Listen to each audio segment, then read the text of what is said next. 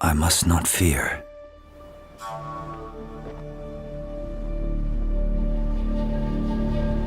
Fear is the mind killer.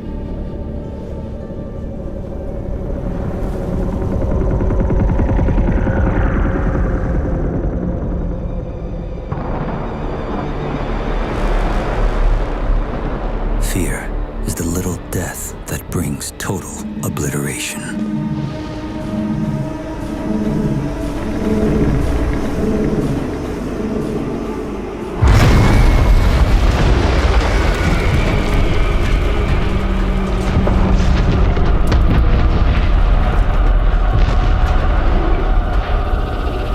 I will face my fear. I will permit it to pass over and through me. And when it has gone past, I will turn the inner eye to see its path. Where the fear is gone, there will be nothing.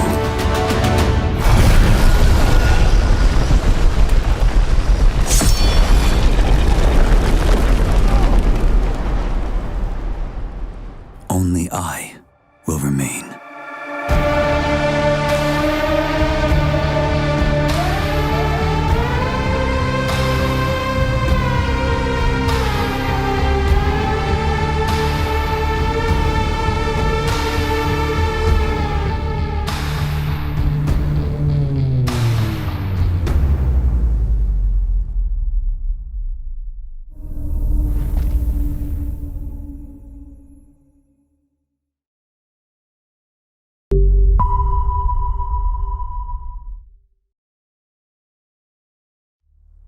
I have a dream.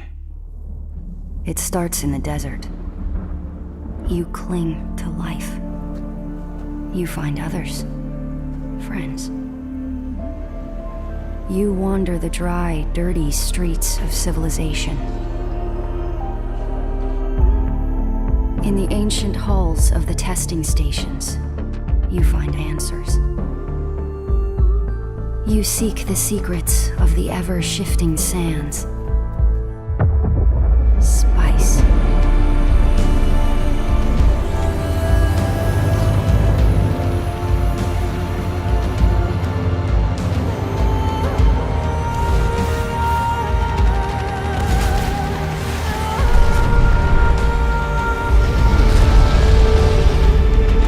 You do all of these things in my dream, sleeper. I am terrified of what happens when you awaken.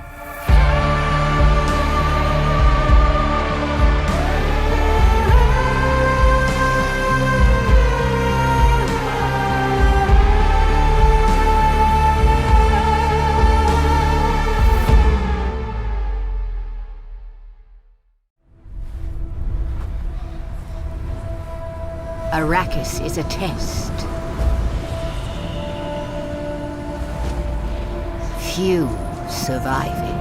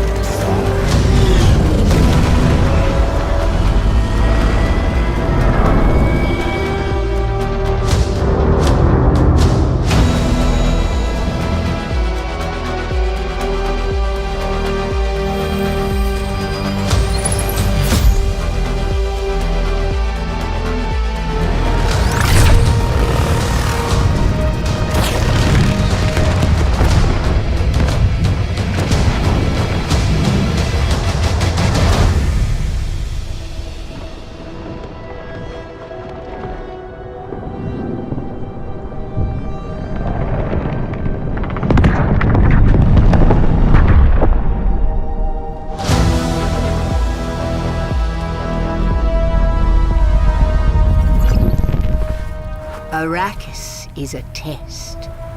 Few survive it. But the humans that do awaken.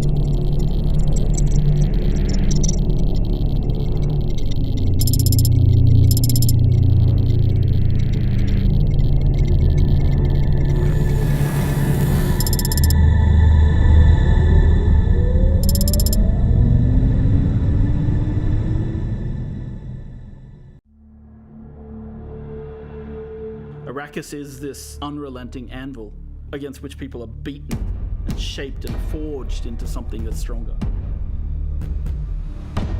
There's something very spiritual about that sand, which on the surface is really nothing, but underneath has a really diverse biological backstory. One of my favorite lines from Frank Herbert is, when you end a novel, it's like a train coming into the station that doesn't stop. You just jam on the brakes and let the sparks fly into people's imagination.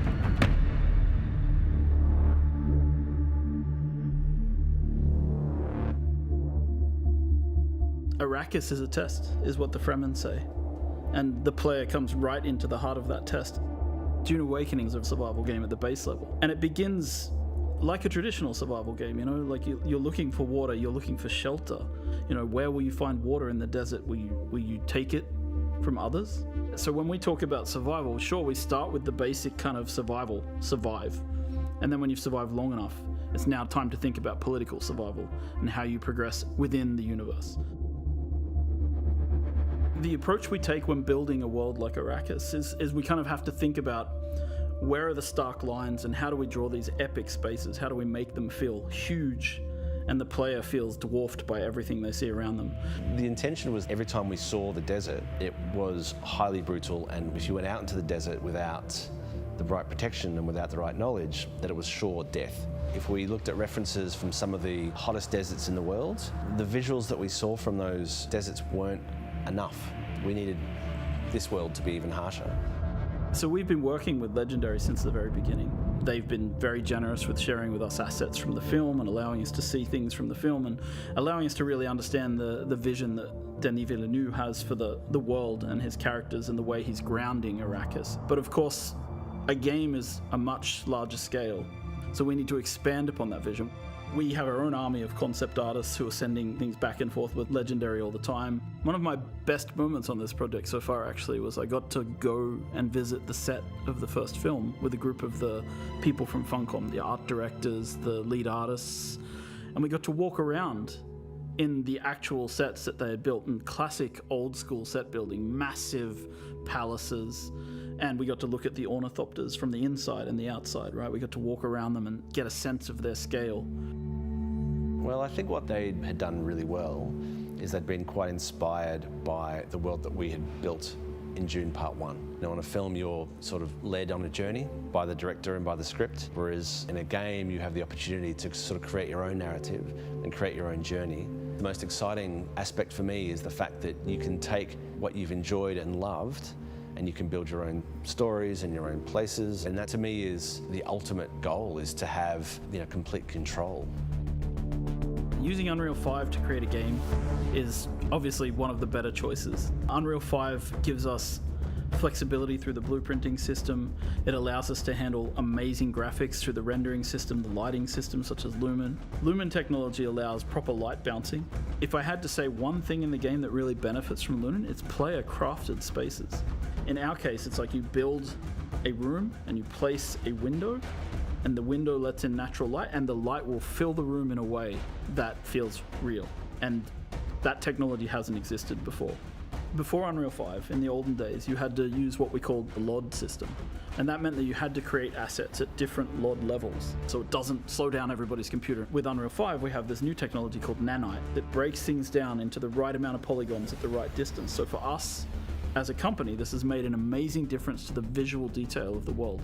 It allows us to create one really amazing looking cliff piece, for example, and then doesn't matter how far away or how close we place it, it performs well and it looks great. Where Unreal worked for us on Dune was that it was a fantastic pre-production and planning tool. On Dune Part 2, we had some very complicated scenes, and we were able to previs all the way from Budapest what the light was going to be doing well in advance. It's the only tool that I've used, I would say, in my 25 years of shooting that is able to be used across a wide spectrum of films by different types of filmmakers. The most iconic creature in the Dune universe is the sandworm of Arrakis. And so we've tried to represent this in the game in multiple ways. So as a player, your first steps on the open sand, you hear the hiss of the sand in the distance as the sandworm begins to move towards you. And when it gets close, you hear the roar as it erupts from the sand nearby. And at that point, you have only seconds to live if you cannot make it to rocky ground. So this is your first experience with sandworms. And these are the little ones. When you go into the deep desert, when you're harvesting spice, the giant ring-mouth sandworms that we've seen in the film will erupt underneath the spice blows and suck harvesters and equipment down into the sand beneath them. There's really only one rule. The sandworm will always come. Humans have always had this innate drive to create something, to build worlds, whether it's in their head, whether it's in text, whether it's on screens, whether it's in games. Funcom as a company has been on this journey for a long time, creating multiplayer worlds where players can live out their dreams and fantasies. We were there in the beginning with massively multiplayer online games. We've been there in the beginning with survival open world crafting games. And Dune is a combination of those legacies, bringing us forward into the future. It's the culmination of what Funcom means as a company and what we can deliver. And this legacy means that we need to really pay attention to what we're creating and how we create it for the fans. Because I think at the heart of this, there's a lot of people out there who really want to live in the universe that Frank Herbert created. And they really want to live in the visual world of the films that they see from Villeneuve. And so we need to create the gap between those two possibility spaces and create a game world where people can live out their fantasies that they've taken from Dune. And yes, it's a huge legacy, and it feels at times extremely overwhelming, but we really hope that we can deliver something for everybody.